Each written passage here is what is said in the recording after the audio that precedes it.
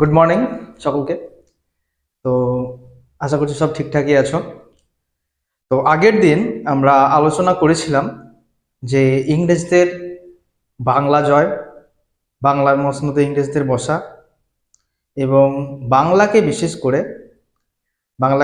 করে সমস্ত ভারতবর্ষের সাম্রাজ্যগুলোকে নিজের আয়ত্তের মধ্যে আনা এবং নিজের এক ছত্রছায়ায় তাদেরকে ইংরেজ শক্তিকে প্রতিষ্ঠিত করা।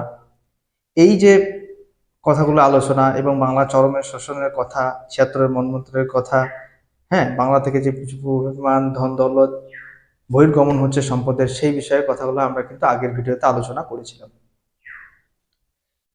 আজকে আমরা যে বিষয়ে আলোচনা করব সেটি হচ্ছে শুধু বাংলা শোষণ নয় তথা ভারত শোষণ নয়, বাংলার অর্থনীতির যে মেরুদণ্ড অর্থাৎ ব্যবসা বাণিজ্য এবং কৃষি, তাদের কিভাবে ধ্বংস করেছে এই ব্রিটিশরা, সেই বিষয়ে কিন্তু আজকে আমরা আলোচনা করব। তো আগের দিন আমরা আলোচনা করেছিলাম 1764 খ্রিস্টাব্দে বক্সা যুদ্ধে ইংরেজরা জয়ী হলো এবং সম্পূর্ণ বাংলা দেওয়ানিলাভ কিন্তু ইংরেজরা পেয়ে গেল। তারপরে 1773 খ্রিস্টাব্দে তোমরা একটা জিনিস লক্ষ্য করে দেখো, এখানে যারা কিন্তু যে ইংরেজরা এসেছিল তারা কিন্তু কেউই রাজশক্তি নয়, তারা হচ্ছে ব্যবসাদার। এই ব্যবসাদাররা কিন্তু এখানে তাদের বণিক সেজে এসে এখানে তারা রাজদণ্ড ঘোরায়। এই হচ্ছে তাদের মেন কথা। মানে এখানে তারা ব্যবসা করতে এসেছিল, কিন্তু এখানকার মানুষের দুর্বলতা দেখে, রাজাদের দুর্বলতা দেখে তারা কিন্তু এখানটা রাজ্য জয় করে এখানে কিন্তু শুরু করে। তো এই পরিস্থিতিটা যে কতটা ভয়ানক সেটা কিন্তু ব্রিটেনে থাকা ইংরেজ শক্তি কিন্তু ভেবেছিল। তারা এটা ভাবছিল যে এরা যদি এত বড় একটা ভারতবর্ষের মতো দেশকে নিজেদের আয়ত্তে করে নিয়ে চলে আসতে পারে, তাহলে এর ব্রিটেনকেও কিন্তু এরা কিনে নিতে পারে। এরা কোনোদিন ব্রিটেনের উপর হামলা করে এখানেই তারা একাধিকার করে নিতে পারে। এই যে ভয়টা, এটা কিন্তু ইংরেজ সরকারের মধ্যে প্রচুর ছিল। এখান থেকে ওয়ারেন হেস্টিংস যখন 35 বছর বয়স তখন যায়, তখন তার মাসিক ইনকাম ছিল 30,000 টাকা। মানে তখনকার দিনে প্রচুর পরিমাণ টাকা। ওখানকার এই যে ভারতবর্ষকে এরকম শাসন করতো, ওখানকার মানুষ কিন্তু এদের পছন্দ করতো না। ওখানকে তাদের নবাব এই সমস্ত বলে মানে উপহাস করতো ইংরেজদের। তো এরা যখন দেখলো যে এরা এরকম করতে পারে, তখন এরা কিন্তু এই যে ভারতবর্ষের যে শক্তির, যে বাণিজ্যের যে প্রচুর পরিমাণ টাকা, যে ভারতবর্ষের তৎকালীন থাকাকালীন ইংরেজদের সমস্ত কিছু এরা নিজের আন্ডারে করলো। এরা কি করলো, কোম্পানি রেগুলেটিং অ্যাক্ট পাস করলো। এর কি হলো, ওয়ারেন হেস্টিংস বাংলার গভর্নর হলো। গভর্নরের সাহায্যের জন্য একটি জন কাউন্সিল তৈরি হলো এবং বিচার বিভাগের জন্য সুপ্রিম কোর্ট স্থাপনা হলো। আর আমরা আগের দিনে আলোচনা করেছিলাম যে মীর জাফর এবং মীর কাসিমের কাছে প্রচুর পরিমাণ উপহার নিত ইংরেজ কর্মচারীরা, সেই উপহারগুলো কিন্তু বন্ধ হয়ে গেল এবং কর্মচারীদের নিজেদের ব্যবসা বন্ধ হয়ে গেল। মানে ধরো আমি 100 টাকা নিচ্ছি, আমি মালিক, আমার থেকে যে একটু নিচু পদস্থে যে কাজ করছে সেও কিছু টাকা নিচ্ছে তাদের কাছে, তারপরে সেও কিছু টাকা নিচ্ছে। তাহলে এই চরম শোষণটা কিন্তু হয়ে যাচ্ছে বাংলা তথা ভারতবর্ষের মানুষদের। তো এইসব আটকানোর জন্য কিন্তু তারা এইগুলো, তারপরে তাদের ব্যবসা পিটস অ্যাক্ট পালন করলো বা ব্যবসা শক্তি নিয়ন্ত্রণ করলো, নিজেদের প্রশাসনিক শক্তি নিজেরা নিয়ন্ত্রণ করলো, ভারতকে ব্রিটিশ ক্ষেত্র বলতে থাকলো। এই সমস্ত কাজগুলো কিন্তু পরপর পরপর পরপর পরপর এবার হলো। ভারতবর্ষের ব্যবসা ছিল মানে কন্ট্রিবিউট ছিল গোটা ওয়ার্ল্ডে 33%। মানে 100% যদি কোনো বিদেশের বাজারে মাল থাকতো, তার মধ্যে 33% কিন্তু ভারতের থাকতো। ভারতের মধ্যে সব থেকে মানে যে বস্তুগুলো সব থেকে দামি ছিল, বিদেশের বাজারে চাহিদা সব থেকে বেশি ছিল, সেটা হচ্ছে ভারতবর্ষের কাপড় এবং ভারতবর্ষের মশলা। ভারতবর্ষের কাপড়, যে সুতি বস্ত্র, বিভিন্ন রং চঙে এবং সুন্দর সিল্কের সুন্দর শাড়ি, এই সমস্ত যে বস্ত্রগুলো, সেগুলো এতই ব্র্যান্ড ছিল যে এই বাজারে গেলে প্রথম মানুষের চয়েস ছিল এগুলো, যে আমরা এগুলো কিনবো। তো একজন রবিনসন ক্রুসো নামের একজন উপন্যাসকার, তিনি বলছেন যে ভারতবর্ষের সুতি বস্ত্র শুধু আমাদের ঘরে নয়, ঘর থেকে আমাদের বেডরুমের পর্যন্ত চলে এসেছিল, মানে বিছানা চাদর থেকে শুরু করে যে সমস্ত কিছু, হ্যাঁ, সমস্ত কিছু কিন্তু ভারতের বস্ত্র। তো ইংরেজরা চাইতো যে এদের বস্ত্র কিন্তু যদি আমাদের দেশে যদি না আটকাতে পারি, আমাদের দেশের বস্ত্র কিন্তু আমাদের দেশে তো বিচবেই না, বিদেশের বাজারেও কোনো বিক্রি, কোনো সহাস্য নেই। তো এই যে অবস্থাটা, এটা কিন্তু ইংরেজ বুঝছিল। তাই কি করছিল ইংরেজরা, প্রথমত প্রচন্ড হারে কর কিন্তু ভারতবর্ষের বস্ত্রের উপরে লাগাচ্ছিল, যাতে ভারতবর্ষের বস্ত্র ব্রিটিশ এবং ইউরোপে না যায়। এমনকি এটাও শোনা যায় যে একজন বৃদ্ধ মহিলা একটা রুমাল কিনেছিল, ভারতবর্ষের রুমাল তৈরি, তো তার জন্য তাকে 200 পাউন্ড ট্যাক্স লাগিয়েছিল ইংরেজ সরকার, যে এখানকে কিছু কেনা যাবে না। এবার একটা সময় এলো যখন নবজাগরণ শুরু হলো ভারতবর্ষ, ব্রিটেনে, সমস্ত ইউরোপে। নবজাগরণের ফলে কি হলো, নতুন মেশিনপত্র আগমন হলো, বাষ্প চালিত মেশিনপত্র, বিভিন্ন আরো যে মেশিনপত্র, সে সমস্তগুলো কিন্তু আবিষ্কার হলো। তুমি ভাবো, একটা মেশিনের কাজ একটা মানুষের কাজ অনেক তফাৎ আছে। একটা কাজ যদি একটা মানুষের করে অনেক সময় লাগবে, মেশিনে করলে আরো কম সময় হয়ে যাবে। তো ইংরেজরা কিন্তু এই জিনিসটা করলো। ইংরেজরা কি করলো, ভারতবর্ষের বস্ত্রকে তো বাইরে যেতেই দিল না, এবং নিজেদের দেশের মধ্যেও যে বস্ত্রগুলো ভারতবর্ষ তৈরি জিনিসগুলো দিচ্ছিল, সেইগুলোও কিন্তু আটকাতে কিন্তু এরা সমর্থ হলো। এরা কি করলো, ভারতবর্ষ থেকে প্রচুর পরিমাণ কাঁচামাল, মানে রেশম, তুলো, সুতো, আরও সমস্ত কিছু যেগুলো যেগুলো বস্ত্র বানাতে লাগে, সে সমস্ত কাঁচামাল তারা ভারতবর্ষের বাইরে ব্রিটেনে নিয়ে গেল, এবং ব্রিটেন থেকে সে সমস্ত জিনিসপত্র দিয়ে মেশিনের মাধ্যমে জামা প্যান্ট কিন্তু বস্ত্র তারা তৈরি করতে শুরু করলো।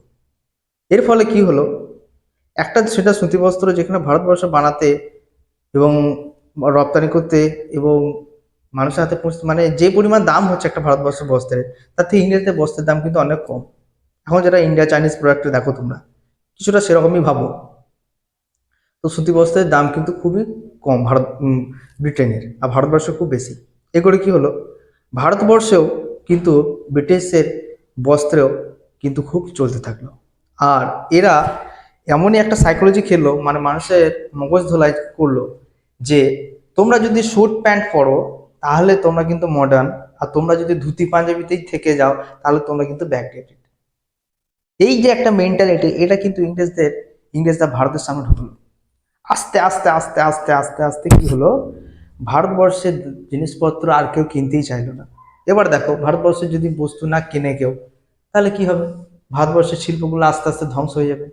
হলেও তাই, একটা সময় এমন এলো যে ভারতবর্ষের শিল্প একদম পুরো বন্ধের দিকে চলে গেল। ব্রিটেনের মাল ব্রিটেন তো বাইরে এক্সপোর্ট করছেই, এমনকি ভারতবর্ষেতেও এক্সপোর্ট করে ভারতবর্ষের শিল্পকে শেষ করছে। তার মানে বোঝো, এখান থেকেই কাঁচামাল নিয়ে যাচ্ছে, ওখানে তৈরি করছে, কোনো কস্ট নেই, সেই কাঁচামাল আবার ভারতবর্ষে বেচছে। তাহলে বোঝো, আজকে যে ইউরোপের যে অবস্থা, আজকে যে ব্রিটেনের যে অবস্থা, এত যে দেখাচ্ছে আমরা ধন সম্পত্তি আছে, এত আমাদের শিল্প কারখানা আছে, এটা কিন্তু ভারতেরই দেন। ভারতবর্ষ থেকে এরকম চরম শোষণের ফলস্বরূপ কিন্তু এটা। তো এরকম হলো। তাছাড়াও ভারতবর্ষের মশলা এমন, মানে ওখানে এমন ট্যাক্স লাগালো যাতে খুব কম কেনে লোকে, এবং দরকার হলো তারা নিজেরাই নিয়ে যাচ্ছিল কাঁচামাল হিসেবে, এবং সেখানে গিয়ে তৈরি করছিল। ধরো ওখান থেকে কিছু নিয়ে গেল গোটা জিনিস, সেখানে সেখানে তারা ভেঙে, সেখানে তারা নিজের ব্র্যান্ডেড দিয়ে সেখানে ভাবে বিচলো।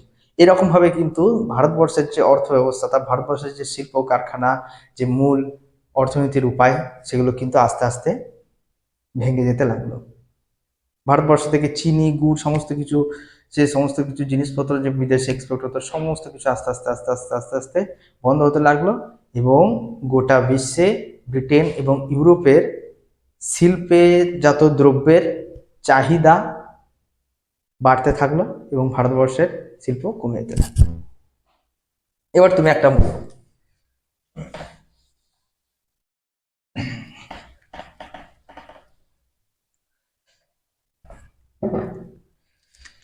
দুটি ভাই, ঠিক আছে, একজন একটা শিল্প কারখানাতে কাজ করে, আর একজনের 8 বিঘে জমি আছে, ঠিক আছে, বাবার 2 ছেলে। তো এই শিল্প কারখানায় কাজ করছিল, এ ঠিকঠাক চলে যাচ্ছিল, শহরে থাকছিল, কোনো ঝামেলা নেই। এই গ্রামে থাকছিল, এই 8 বিঘে জমি চাষ করে এদের সংসারটা কোনো ঠিকঠাকই চলে যাচ্ছিল, কোনো ঝামেলা নেই। ধরো এর শিল্পটা শেষ হয়ে গেল, এর এখানে আর কাজ পেলো না, তাহলে এ কি করবে? তখন এখানে আসবে, তখন কি করবে? তখন বলবে যে বাবার 8 বিঘে জমি, তাহলে আমার তখন কিছু কাজ নেই, আমাকেও 4 বিঘে ভাগ দিতে হবে, তাহলে এর 4 বিঘে, এর 4 বিঘে। এই যে ইনকামটা এটা থেকে করছিল সচ্ছলভাবে চলে যাচ্ছিল, কিন্তু তখন কিন্তু এদের দুজনেরই সচ্ছলভাবে চলবে না। তখনকার মতো তো আর ব্যাপার নেই যে এত কীটনাশক, এত ওষুধ, এত দেবে দিয়ে ধানের ফলনশীল ধান ফলন আরো বাড়বে, সেরকম কোনো ব্যাপার ছিল না। ধরো কোনো সময় কি হলো, কোনো সময় খরা হলো, কোনো সময় বন্যা হলো, সেই বছর ধরো ফসল ঠিকঠাক উৎপন্ন হলো না, খুব কম হলো, এদেরও তাই হলো। তখন এরা কি করবে? এরা তখন টাকার খোঁজে অন্য জায়গায় যাবে। ঠিক এটাই হয়েছিল ভারতবর্ষে। এখন যে তোমরা যে দেখেছো যে জমিদার যে এত এত কিছু কিছু মানুষের দেবে এখন আছে যে প্রচুর জমি, 30, 35, একটা সময় তো 100, 150, 200 বিঘেও ছিল, কি হতো বলো? তোমার 4 বিঘে জমি আছে, তোমার সে বছরে ধান হলো না ঠিকঠাক, তুমি কি করবে? তোমার ছেলে মেয়েরা তোমার অনাহারে কাঁদছে, তুমি কিছুটা জমি কোনো মহাজনের কাছে বাঁধা দেবে বা তাকে বিক্রি করে দেবে, যে আমাকে এই পরিমাণে কিছু টাকা দিন, নয়তো আমি ঘরের ছেলে মেয়েরা আমাদের খেতে পাচ্ছে না, আমার ঘরে অনাহারে মরছে। তাহলে আপনার 4 বিঘে থেকে এক বিঘে জমি চলে গেল, এর 1 বিঘে বাড়লো, তোমার 3 বিঘে কমে গেল, তোমার আয় আরো কমবে, এরও আয় আরো কমবে। এরকম ভাবে কি হলো, কেউ বিশাল বড়লোক হয়ে গেল, আর কেউ দরিদ্রতার জালে ফেঁসে গেল। ঠিক এরকমটাই হয়েছিল, ঠিক এই পরিস্থিতিটাই হয়েছিল। কেউ বিশাল বেড়ে যাচ্ছিল, যার কাছে একটু টাকা পয়সা ছিল, আর যার কাছে মোটামুটি ছিল সে আস্তে আস্তে আস্তে আস্তে, যে রাখতে পেরেছে সে থেকেছে, আর যার আসতে পারে সে আস্তে আস্তে আস্তে আস্তে আস্তে আস্তে আস্তে কমে যেতে লাগলো। এমন একটা সময় এলো যখন ভারতবর্ষের মানুষের কাছে পড়ার জন্য বস্ত্র নেই, খাওয়ার জন্য অন্ন নেই, এমন একটা পরিস্থিতি কিন্তু ইংরেজরা তৈরি করে গেল। বুঝতে পারলো আমি কি বলতে চাইলাম বিষয়টা? এরকম কিন্তু পরিস্থিতিটা তৈরি হলো। আচ্ছা,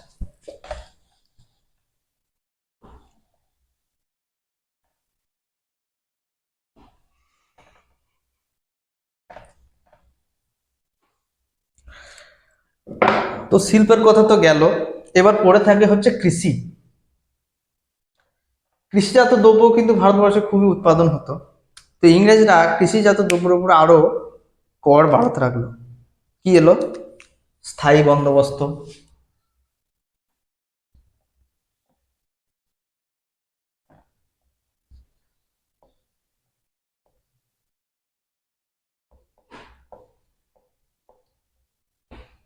লর্ড কর্নওয়ালিস নিয়ে এলেন এটা। লর্ড এদিকে বলা উচিত নয়, লর্ডের মতো কোনো কাজ এরা করেনি। কর কর্নওয়ালিস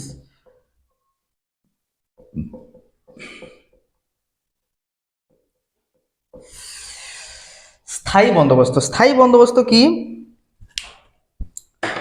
কোনো জমিদার বা কোনো মহাজনকে, জমিদারই বলছি যেহেতু ভূস্বামী জমিদার, কোনো জমিদারকে বলল যে তোমার এই এলাকায় যত পরিমাণ জমি আছে তার থেকে আমাকে এত ভাগ কর আমাকে দেবে, আর এত ভাগ কর তুমি নেবে।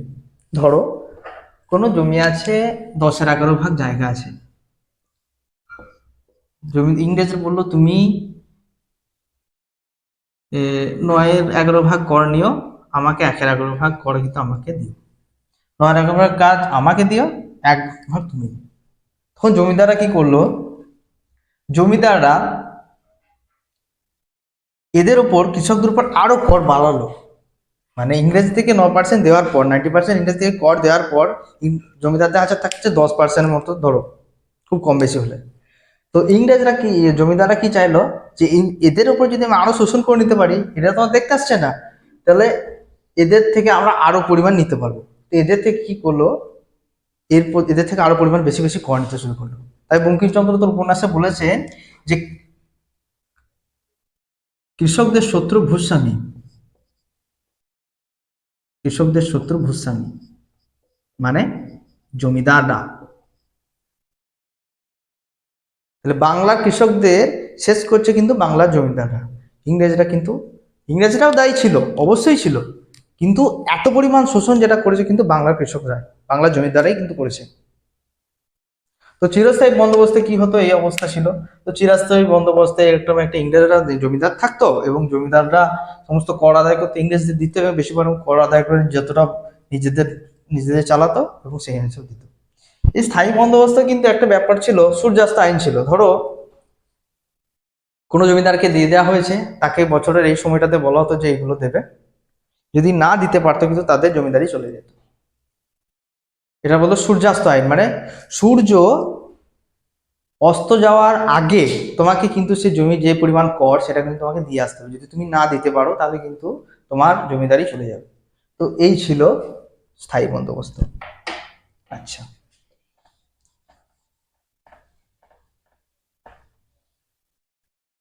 এবারে স্থায়ী বন্দোবস্ত কিন্তু অনেক ছিল, 5 সালা বন্দোবস্ত, একটা ছিল 5 বছরের, একটা ছিল 10 বছরের, এরকম ছিল। স্থায়ী বন্দোবস্ত পরবর্তীকালে কিন্তু পরিবর্তন হয়। স্থায়ী বন্দোবস্ত থেকে মানে 5 বছরে তোমাকে এই পরিমাণ ট্যাক্স দিতে হবে, 10 বছরে এই পরিমাণ ট্যাক্স দিতে হবে, 1 সালা বন্দোবস্ত 1 বছর তোমাকে এই পরিমাণ ট্যাক্স দিতে হবে। ঠিক এরকম এরকম এরকম এরকম আস্তে আস্তে কিন্তু চলে আসে।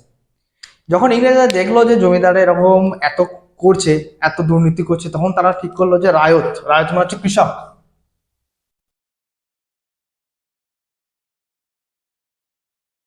রায়তবাড়ি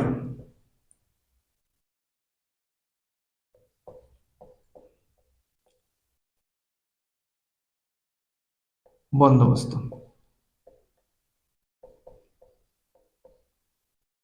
এটা করেছিলেন ম্যাকেনজি।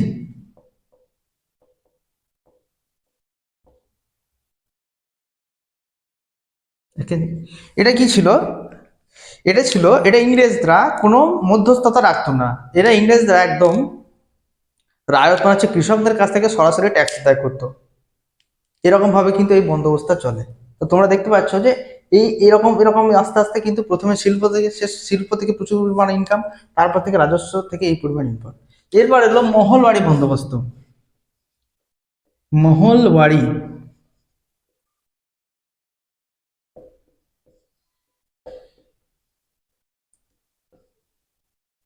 বন্দোবস্ত, এটা ছিল থমাস মুনরো।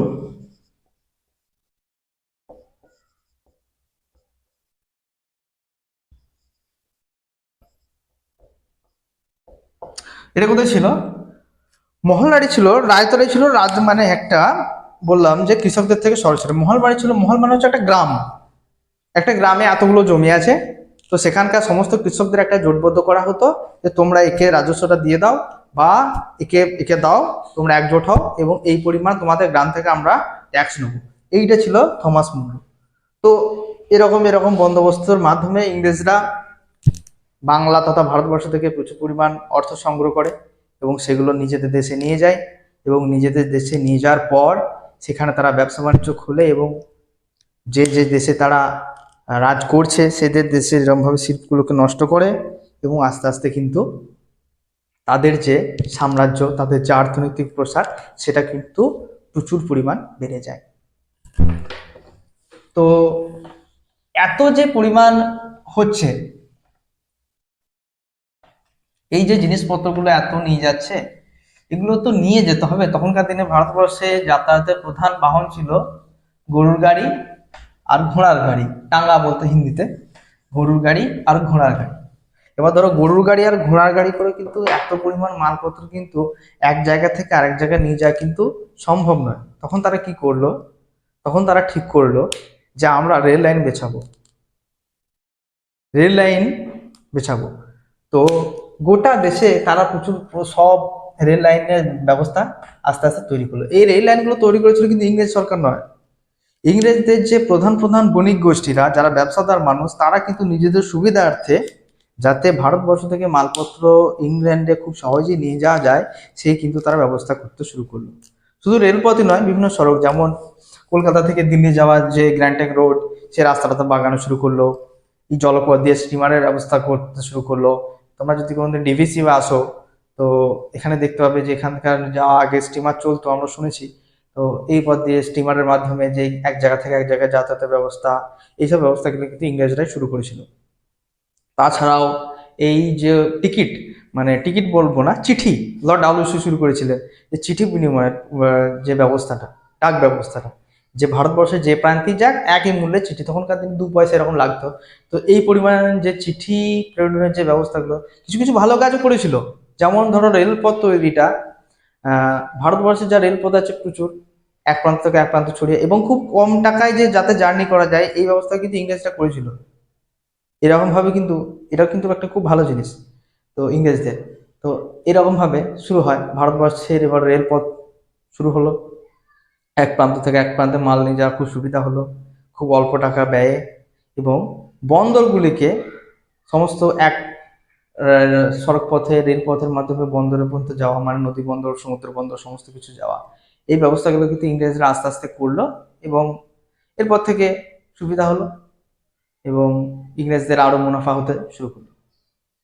তো প্রথমে শিল্প, তারপর কৃষিকে উন্নত করা, এবং অবশেষে রেলপথ নির্মাণের মাধ্যমে আরো সম্পদ দেশের বাইরে নিয়ে যেতে সুবিধা করার ব্যবস্থা, সমস্ত কিছু ইংরেজরা শুরু করলো।